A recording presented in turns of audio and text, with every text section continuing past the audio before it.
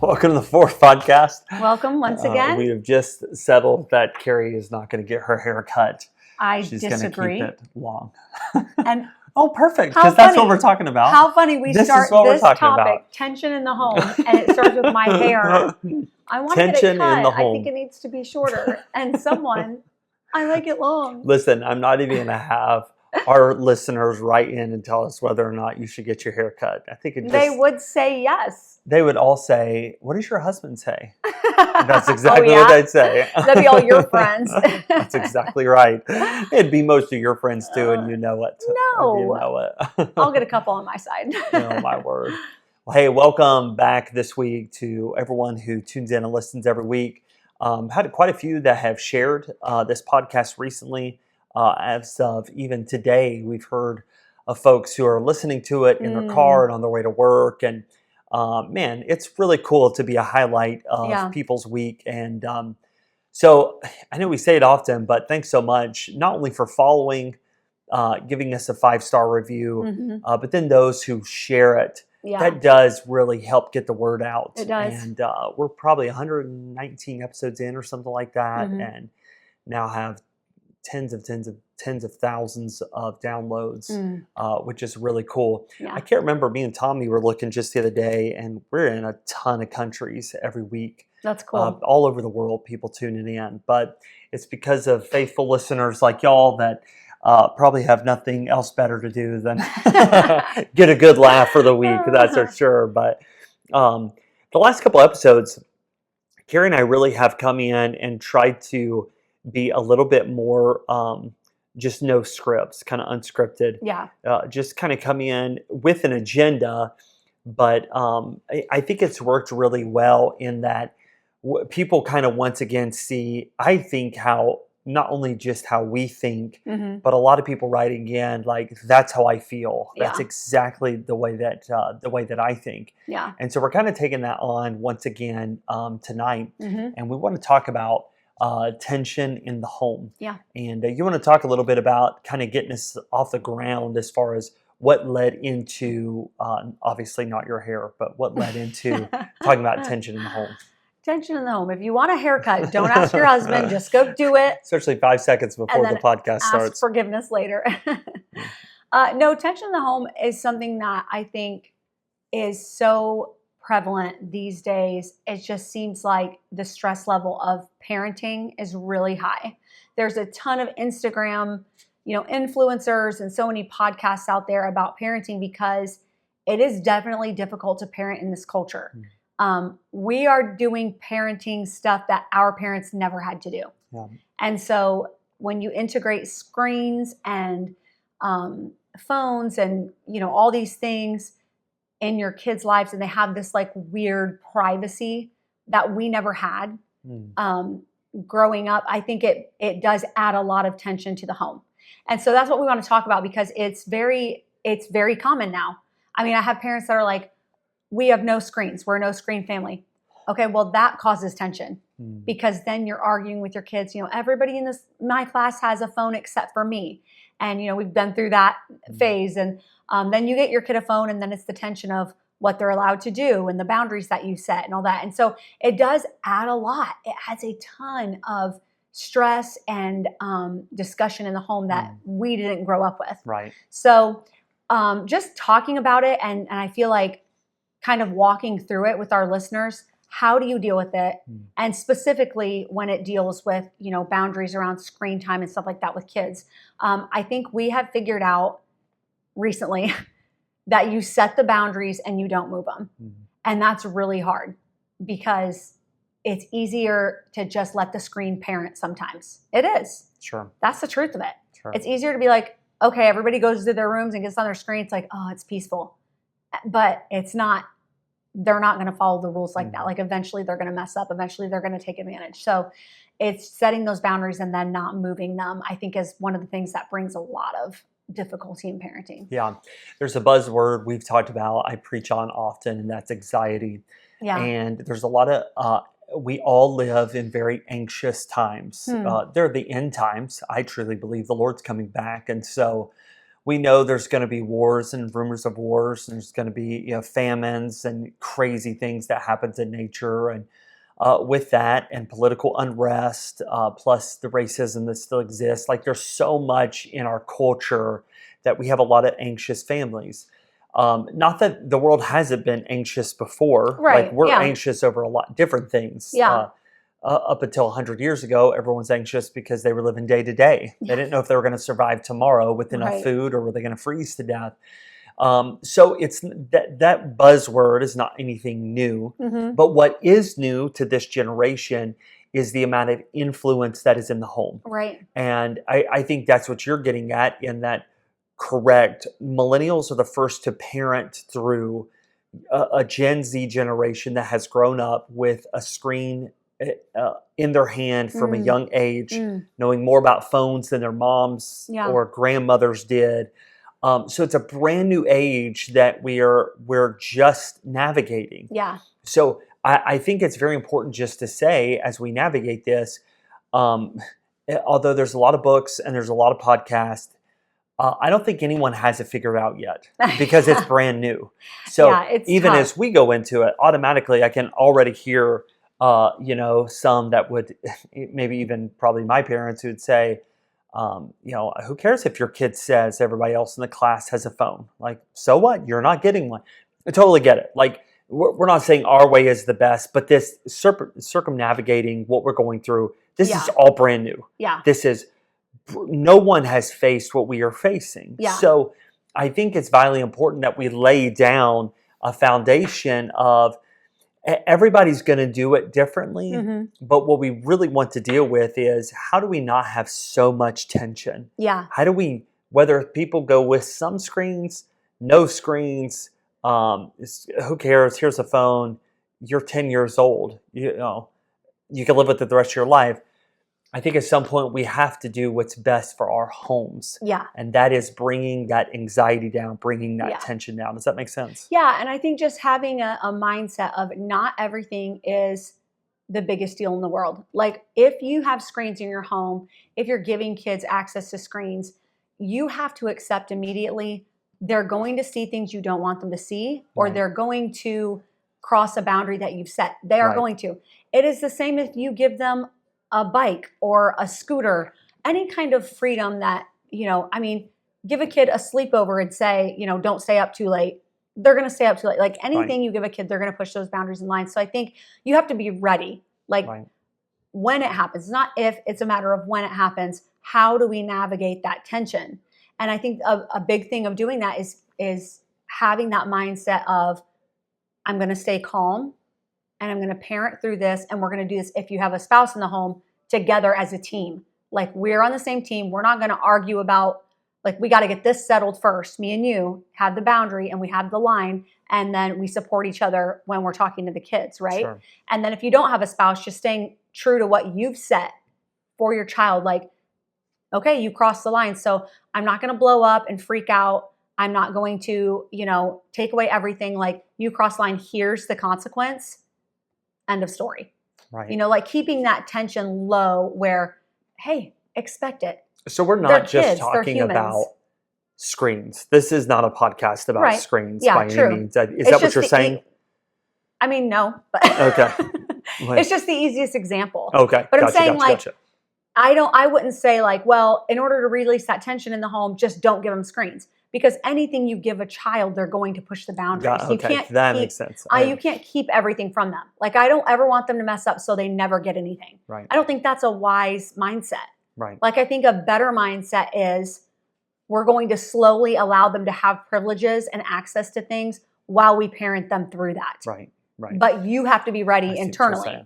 You have to be ready. Yeah, I really believe that we do a younger generation a disservice in not allowing them to have something and make mistakes through life. Mm-hmm. If it's all just sheltering, eventually the mistakes are going to be huge. And the consequences are going to be really grave. Yes. There's a younger generation that has been brought up, and I grew up in it. Yeah, I grew up in an independent fundamental Baptist camp, you know, that if it's new, if it's breathing, we don't do it. Were you about to Everything say does. cult? I mean, no. But I was trying to think of a word. But anyways, it definitely, it was just shelter in every way. Yeah. Oh, Nintendo's new, we're not going to do that. Oh, computer's new, we're not going to do that. Yeah. MySpace is new, we're not going to do that. Ugg boots are new, we're not going to, stylists. It was like you just abstained from everything. Anything new. And then these kids didn't realize there's mega consequences. Yeah. They were never allowed to date. They were never allowed to like anybody. They're never allowed to be around the opposite sex. So finally get to Bible college, the first person that winks at them, it's like, oh, we're getting married. Oh, that's and true. a lot of those marriages crumbled. They crashed because they got a divorce, because they were never taught how to live life, how to get through life. And I think it's just very important, like what you've said is, you're the one that gave me this thought. Not everything has to be, because it's can be used wrongly, you just get rid of it altogether. Exactly. You have to navigate and teach, have boundaries, have good standards in your home that you really can navigate life to where when they do mess up, when they're little sinners just like we are, you're able to parent them through that. Yeah. Rather than they get to an adult and they've been pampered and babied their entire life. And then those consequences are grave. They're huge. And then there's no mom and daddy there to bail them out. Right. I think it's so important to name what it is. Like going through this, even with our kids, there was a boundary crossed. And I communicated to that child, I said, that was a temptation. That's in the Bible. Like the Bible talks about temptations. Right. You face that on your own with your screen. You face that temptation to cross a boundary. And then now you see the consequences are you lost your phone, and so this is how sin works. And sin always gets worse. It's not, you can hide it for so long, but it will be brought forth and you will see, everyone will see what you've done. Like it's just the nature of sin. It always floats to the top. Like people, and I tell my kids this all the time, not just with screens, but with everything you say, you write stuff down on paper, pass a note in school, like it will be found out. It will. And I think if you move through life, and that's what my dad told me, like anything you write down on paper, we didn't have the screens back then, will be found out. And you just have to assume it will. Assume someone will see it. And it helps you to kind of navigate what you put out in the world better. But I think it's the lowering the tension point is to not be personally offended. And that's really hard. When your child or someone in your home crosses a boundary that the family has set, it's so hard as a parent not to take it personally and to be offended and like make it about you. Like you hurt me by doing this and you hurt, and all that is true. But at the same time, like we need to push them towards the Lord. Like, hey, this was a temptation and this was a sin. And we're going to bring the tension down and name it and then claim the promises of the Lord, restoration, repentance, like get it right in your heart and then turn the other way. Start following the Lord and push them towards like a mindset of, okay, I made a mistake, but it's fixable. And I can apologize. I can, say I'm sorry and we can move forward. And I love what you said. We were driving earlier and you said in the car, the way we all grew up in the 90s was we made a mistake and got spankings, like 20 spankings. We got beat out to death. And then it was just like done. And it was never brought, and there was no follow-up. Like, we still love you, blah, blah, blah, like talk through it. It was just like you got a spanking and then you were kind of left to just simmer, in that anger. And I think I love that you have changed that about our parenting. Like we get a kid in trouble, we ground them, we take their phone, we, don't let them go to a friend's house, whatever. And they get really mad. And then you go follow up, let's take a walk together. Let's go grab, a Diet Coke or a root beer somewhere and talk. And I love how you do that with our kids. Yeah. I think it's trying to diffuse what oftentimes is just a dark cloud in your home. It's trying to, obviously something's wrong. Yeah. And I'm not always great at that. Sometimes it's my fault. Sometimes I bring that spirit in, but it's realizing you don't want to live with that spirit in your home. Right. So you're trying to get rid of, you're trying to dampen, you're trying to turn from this direction you're going. And sometimes it's real quick. It's just a conversation. Mhm. It's just, all right, let's paddle hard on this side and the canoe's going to go this way. But then other times it's a Titanic, and it's just, Mhm. it takes a lot of patience. It's going to take a lot of time. And um, again, I'm not always great at that, but I feel like you are. But the ultimate goal is it can't be a blow up every time. Yeah. Not if it's with a spouse and every time you have a little argument, it's just overblown, it's huge, and it's 30 minutes of crying, and then, it's a kiss and make up, and then we have to talk for like eventually, especially on the man side, it's like I would honestly just ignore this. I don't Yeah. want to have to go through that. Yeah. The same is true with a child. If Mm. they see mom and dad always explode, which again, there's been moments in my life where you've helped me with that, to see it, and everything's huge, not everything's massive. Sometimes Mhm. it's just, hey, can we sit down? Let's talk about this. Like, here's what we need to change, whether it be an Yeah. attitude or something they said or clean up or whatever. It's those little short things that they can see then, okay, Yeah. not everything is massive. Yeah. And that will bring down the tension in a Yeah. great way. That'll help. I love that too, because to a kid, everything really is massive. Right. It's Like, true. I mean, you think back when we were Right. kids and we Right. would get in trouble, like Right. we thought it was the biggest deal. And I remember Right. going to siblings and like whispering about it, like, and then she got in trouble with this, and then mom and dad said that. Like Yeah. it was, everything was a big deal. Right. Right. And everything's a huge deal to kids. But as adults and as parents, to hold that space of calmness Right. and confidence Right. and leadership, I think that is so vitally important Yeah. that they see that. Because even though they might be freaking out, they might be having a hard time, and in their mind, all their emotions are just flooding Right. and all coming at once. And then they see with their eyes leadership and confidence and calm, and they're like, oh, okay, my parents are fine. They're not stomping around, slamming doors and hollering and Right. giving us the silent treatment. They've gone back to normal. They're supporting us, and I think that is such a good vibe and spirit to bring to a home. Right. No, it's great. You do that for sure. I think it's vital that you really do team up.